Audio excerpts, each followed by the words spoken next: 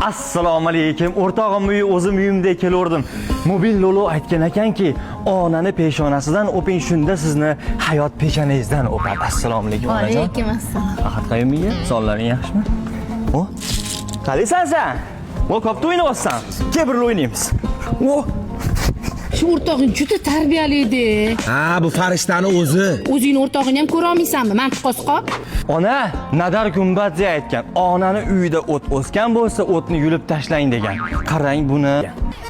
Bu yerlarni qarang. O'rtog'ing molodesda, ish buyurmasa ham o'zi qilib ketaveradi. Ha, qilib ketaveradi. Bu iflos uyida bitta ham ish qilmaydi, bilasizmi shuni? Iching qora qozonni qo'ysa, seni iching bilan 5 ta farq topib bo'lmaydi. Onaginam, qaniydi hamma narsa siz ko'rgandek bo'lsa. Ha, iflos, maskani yech, farishta niqobingni yech, kuchuk. Ye?